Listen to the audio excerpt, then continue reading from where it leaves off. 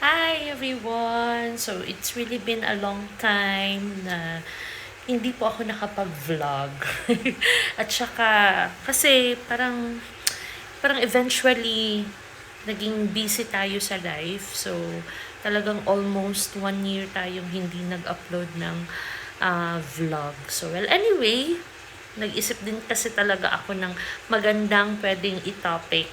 And I believe that it will not just benefit those who are interested to apply to be a teacher here in China, but for everyone, no? For everyone na mahirap magtipid, mahirap mag-save, kagaya ko. Kasi ito yung sinasabi kasi nila na, kasi pag OFW, talagang ang mindset talaga ng mga nasa Pinas is that malaki na yung savings natin. Diba? So, talagang tatawa na lang talaga ako. Kasi nga, like for me, hindi ko naman justify yung sarili ko. Pero, para sa akin, talagang nahihirapan talaga akong magtipid.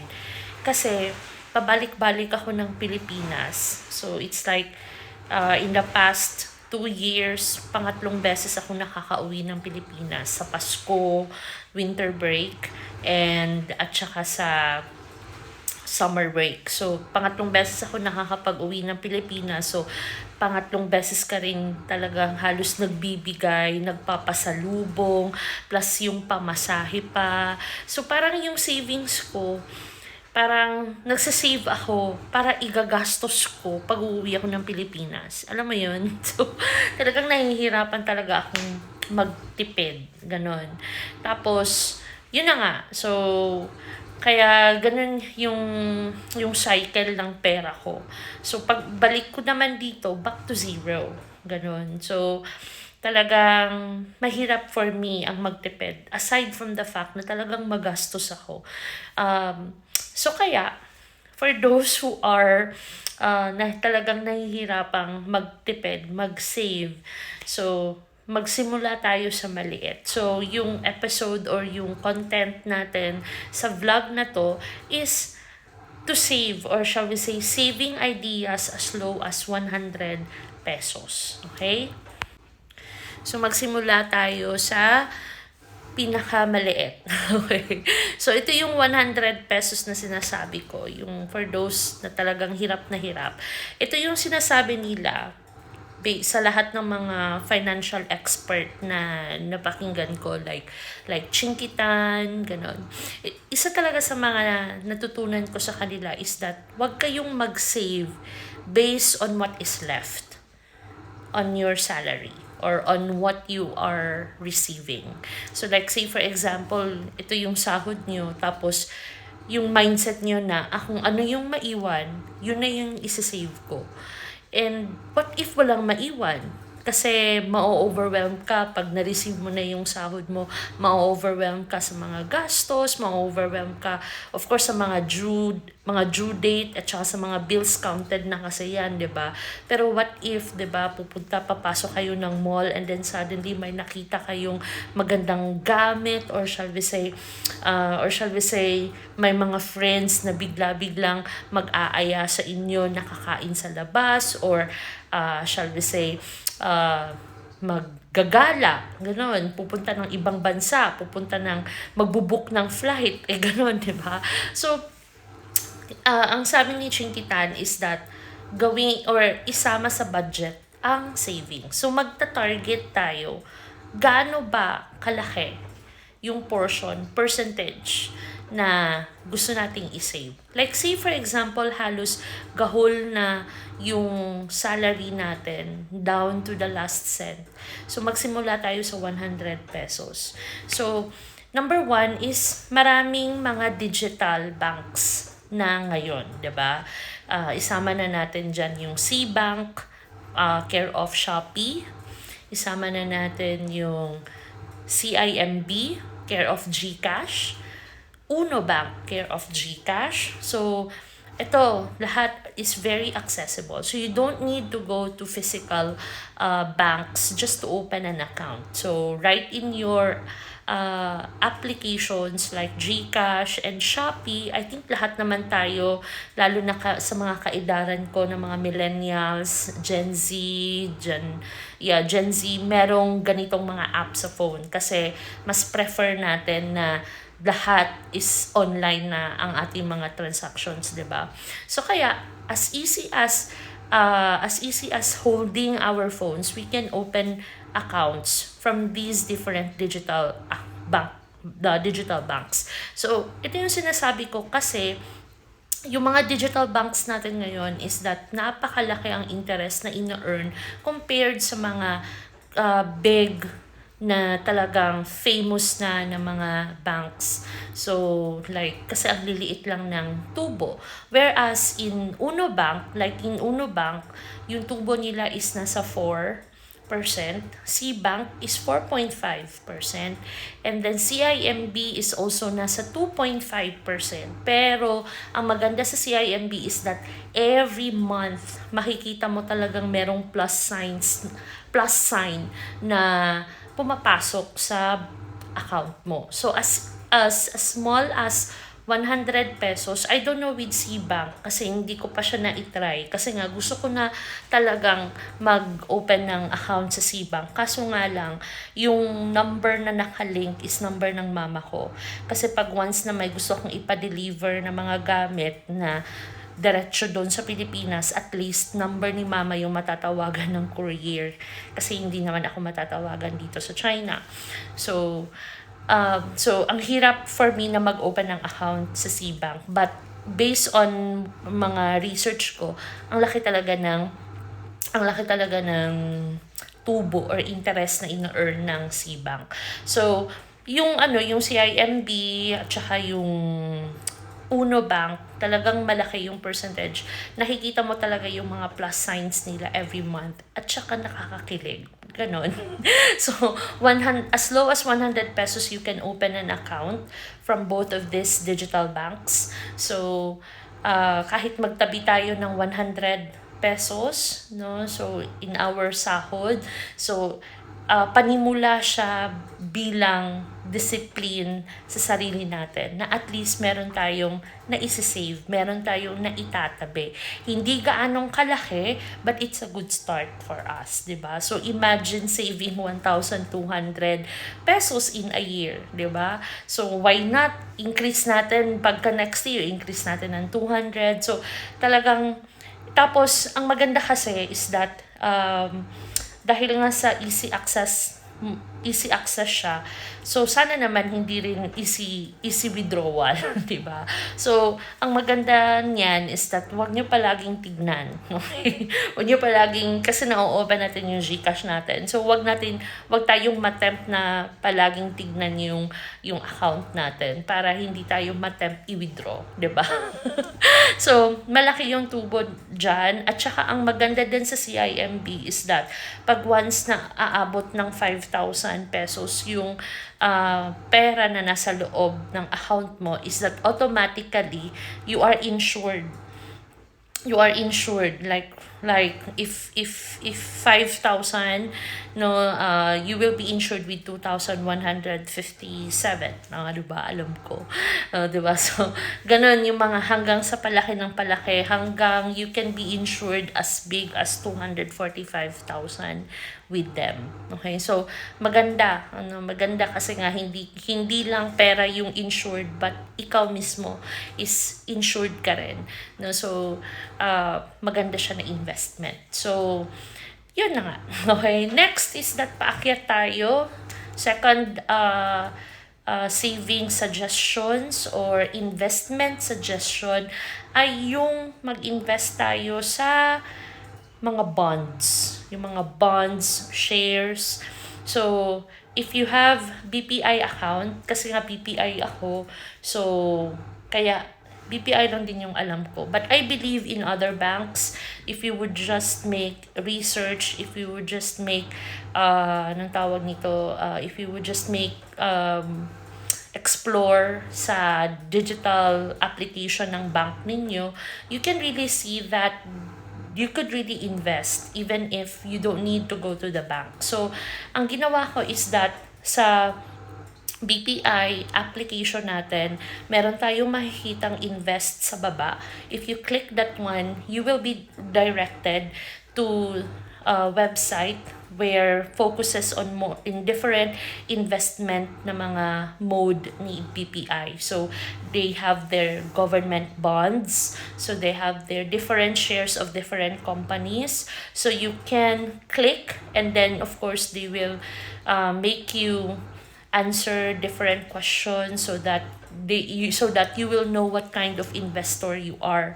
So either ano ka ba, anong tawag nito, yung hindi ka ba aggressive, or ano ka ba, conservative kind of investor ka ba. So yun yung maganda kasi nga itetest ka muna nila, and then of course ima-match nila kung ano yung kung anong mga different na mga investment plans yung pwedeng mai-offer according sa result ng exam, or according sa result ng questions na inasked sa inyo, kung conservative ka ba or aggressive type of investor. So you can invest as low as 1,000 pesos. So maganda niyan is that hindi naman kasi talaga, 'di ba, may mga times na off talaga siya, may mga times na malaki din ang tubo. So makikita mo talaga na tumutubo siya. So far with my investments, so I have 2 investment plans in BPI. So far nag-gain talaga sila. So may mga times na mababa yung gain, pero at least it's gaining, tumutubo yung pera natin. So this is what we call passive type of income. So wala tayong ginagawa, pero tumutubo yung pera natin at a certain percentage. So maganda siya, okay? So kung may mga naitabi naman tayo na pera, so instead of just putting it inside the bank, why not invest it to their different investment plans that is scared of from our bank itself. So ayun, so pwede tayong mag-save through investing. Okay, next is that hindi na alam. Okay, next is that ito yung mga paakyat. So from 100, so meron na tayong 1,000. So marami tayong options if you have 10,000 pesos in your bank. There are so many ways kung saan nyo pwedeng ilagay ito. Okay? So, it's either you can put it in Pag-ibig MP2. Okay? So, if you have downloaded an app in Pag-ibig, so you can invest your MP2 account. So, it's like you don't need, again, to go to Pag-ibig face-to-face or physically, but you can just invest, okay, your money on that program. Maganda ito kasi 25% yung tubo I think per annum. So I'm not sure of that. I haven't tried. Gusto kong i-try. Kaso nga lang, kailangan ko munang i-settle yung Pag-ibig account ko pagdating ko ng Pinas. So, but well, anyway, so ganun. So MP2 maganda siya kasi napakalaki din ng tubo. So that's 10,000 pesos. Another is that you can also invest in different cooperatives. Okay, ito yun. So, in different cooperatives, napakalaki ng tubo nila. Merong mga cooperatives that you can join them for as low as 8,000 pesos. So, as low as 10,000 pesos, you can join their cooperatives. But that was just basic, okay? So, depende kasi yan sa kung anong cooperative na sinalihan ninyo. So, with your 10,000 pesos, you can join kasi malaki din ang tubo. Malaki din ang yield nila. So like, say for example, yung 8, depende sa percentage eh. Kasi nga, time and again, ang daming nagbaborrow, ang daming nanghihiram ng pera. So, yung tubo is that divided siya by all of the members. So, maganda. Maganda siya. Mas malaki yung tubo niya compared sa natutulog ng yung pera natin sa bank. So, maganda siya na investment also, yung different cooperatives. So, of course, you have to make research as well kung anong magandang co-op, yung magandang i-invest. Pero, ang maganda niyan is that go to the nearest cooperative right where you are comfortable na ida-drop by mo lang yung pera mo, kasi hindi naman kasi lahat ng mga cooperatives is advanced yung technology. Kailangan kasi ng physical na appearance. So, piliin niyo yung siguro yung malapit lang sa inyo, hindi masyadong malayo so that kung merong mga meetings, nakakasali kayo. So, magandang investment din ang mga cooperatives. Next is gold. Eto. Okay, ito. Okay, so, ever since talaga is that even during DepEd years ko, is that bumibili talaga ako ng gold. Not because to flaunt, no? Kasi alam ko ang value ng gold na talagang tumataas siya. So, each time, di ba, mahelo, kaway-kaway, mga DepEd peeps, di ba, meron tayo mga bonus. So, nagtatabi talaga ako ng pera na ibibili ko ng alahas. Kasi nga ako, for me, hindi talaga ako nakakasave. To be honest, hindi talaga ako nakakasave. Meron pang loan, di ba? So, real talk lang tayo nito, guys. So, meron pang loan. So, kukunan pa yung pera natin ng loans, deductions pa from GSIS, Pag-ibig, PhilHealth, tax. Okay? So, minus yan. So, ang ending, di ba? So, plus, 'di ba, mga kasama nating teachers mahilig gumala kasi yun yung way natin para mapalabas yung mga stress natin sa school. So, yun. So, ang ending, wala talaga akong savings personally. Kahit dalaga ako. Take note, dalaga ako. Wala akong pananagutan. Pero, wala talaga akong naisisave. Ganon. So, yung hinihintay ko na lang is para at least meron akong makita sa pagtatrabaho ko sa DepEd is that naghihintay na lang ako ng bonus. Yung nga ganun, yung bonus, yung pagsaserve mo ng election, ibinibili ko yun ng alahas. Nag-i-invest ako ng alahas. So, at first, nung hindi pa ako masyado talagang nagre-research tungkol sa alahas is that bumibili pa ako sa mga pawn shop sa mall. Yun. Kasi yun yung mga kilala, 'di ba? Yun yung mga feeling natin talagang legit, ganun, hindi tayo lolokohin. So bumibili ako sa loob ng mall. Tapos ang mahal. My God, ang mahal. Tapos nung pina-appraise na namin siya sa mga pawn shop, naku, ang liit ng value. So it's like, say for example, nakabili ako ng 12,000 worth ng bracelet. Tapos, nung pina-appraise na namin siya, yung value niya is around nasa 3,000 lang. So, doon ko hindi masyadong naintindihan na bakit ang mahal. Tapos, hindi naman pala, 'di ba? Ang liit naman pala talaga ng appraisal value. So, hindi ko siya masyadong naintindihan before. So, yun pala, it's because tumutubo yung, anong tawag nito? Of course, nag-iiba yung value kasi nga, sa mall ka bumili. Of course, mahal talaga siya kasi nasa loob ng mall, tapos isipin mo, 'di ba, mahal ang rent ng mall. Tapos, kung pupunta ka naman sa mga pawn shop na nasa labas, cheaper siya yung price. But then again, about 50% din ang value. So, yun na, nung natuto na ako, okay, so bibili ako ng gold sa pawn shop. So, bumili ako. And then, after siguro mga ilang months, trinay kong ipa-appraise. Nung pina-appraise ko, 50% ang value ng alahas. Sabi ko, dito ko naman to binili. Yun yung sabi ko, bakit bumaba yung value? So, yun na nga. So, in-explain nila sa akin, ganito, ganyan. Kasi nga, tumutubo na siya, ganon. So, naintindihan ko naman eventually. So, now, eto yung nakakatawa kasi alam mo yung Facebook Marketplace, okay? Lahat naman siguro tayo, kung may YouTube ka, how much more, 'di ba? May Facebook ka. So, sa Facebook Marketplace, kung magre-research tayo, may makikita tayong pawn paper. So, try to negotiate the value of the pawn paper sa mga sellers. And then, meet them up. And then, sometimes, they sell the pawn paper at around 600 and up. Siguro wala ng 600 ngayon, wala ng 500. Depende na lang kung ano na talaga siya, overdue na ang alahas.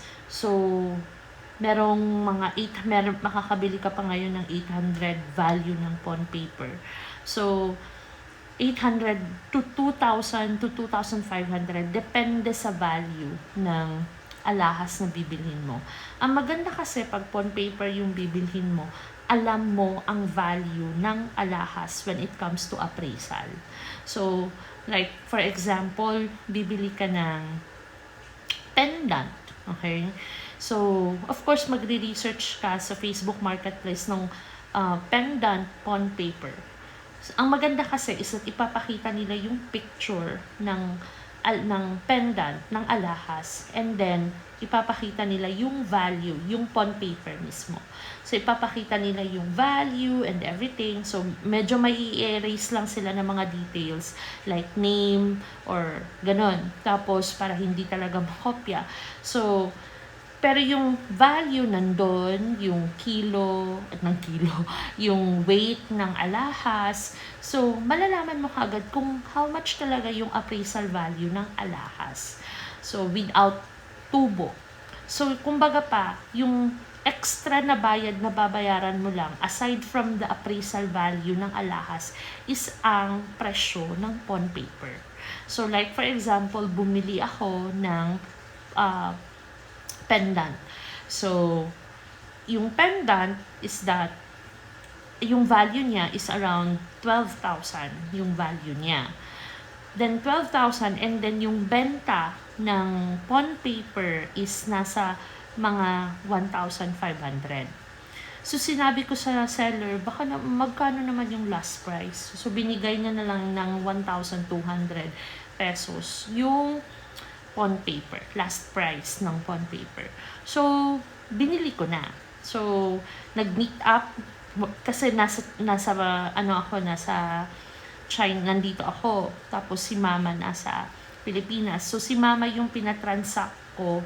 So, nag-meet up sila ni Mama sa pawn shop. And then, binigay ni Mama yung 1,200 and of course, yung pawn paper. And then, kinuha ni Mama, kumbaga niredeem ni Mama yung alahas with that value. Tapos, hindi pa masyadong malaki ang tubo. Kasi nga, hindi pa masyadong malaki yung tubo kasi days pa lang bago siya days pa lang nung sinangla siya. Tapos, kukunin na kaagad siya. So, all in all, mga nasa 13,200 lang ang nagastos ko. So, 13,200 ang nagastos ko. Tapos, eventually, nung nagpagawa kami ng bahay, so, of course, laki pala ng gastos pag nagpapagawa ng bahay. So, nagpagawa kami ng bahay and then na-short kami. So, ang ginawa ni Mama is that sinangla niya muna yung alahas ko. And remember, that was only 1 year pass. So, 1 year pass, ang value na ng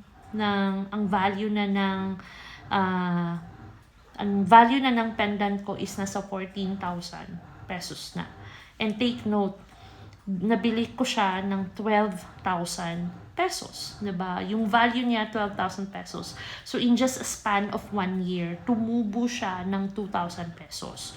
Pero, since binili ko yung pawn paper ng 1,200, so it's like, okay, still, nag-gain ako ng 800 pesos. Pero kung tignan mo lang ang value ng alahas nung a year ago and present, is that tumubo talaga siya ng 2,000 pesos. So, gold are really very good a really very good investment, diba? So, maganda siya. So, yun yung tapos lahat talaga ng mga alahas namin is that nabili lang siya out of pawn paper.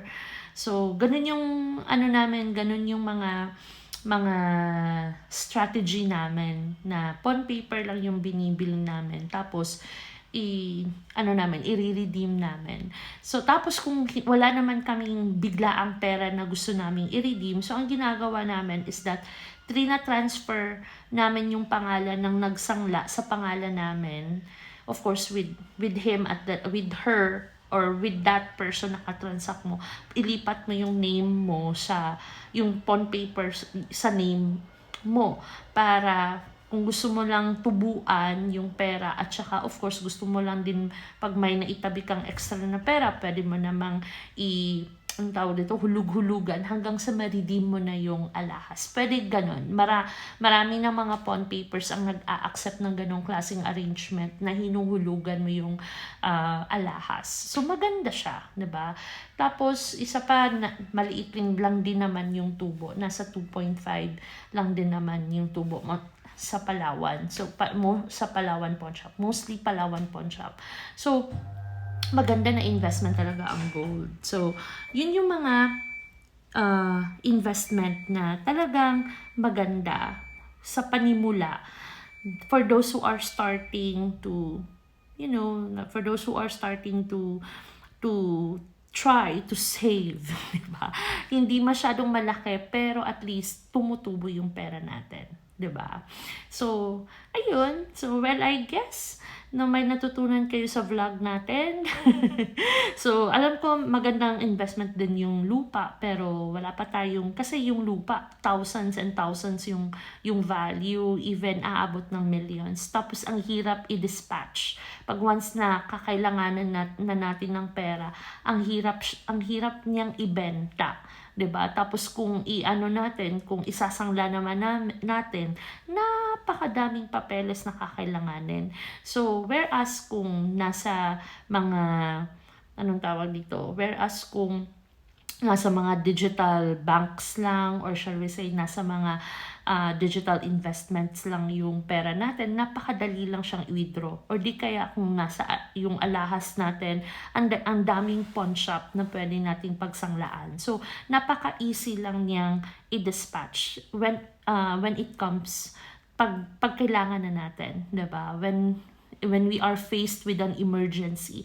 Kasi sa panahon natin ngayon, ang hirap lumapit ng tao, 'di ba? Na talagang, anong tawag nito? Ang hirap na walang questions pag once na nilapitan natin, 'di ba? All of them, or sa panahon natin ngayon, ang hirap nang lumapit to someone else, no? Kung hindi man lang tayo mapagsalitaan ng hindi maganda, or shall we say those people who can be trusted enough na talagang itatago nila, pwede nilang sabihin yun sa iba, di ba? So, diba? So, mas mabuti talaga na mag-invest tayo so that when it comes of need, alam natin, or shall we say, may makukuha tayo. So, well, I guess that will be for now, for all the young professionals out there, for all OFWs. So, I hope that you could learn something from our vlog today. I guess this will be for now. Bye-bye, and have a great day.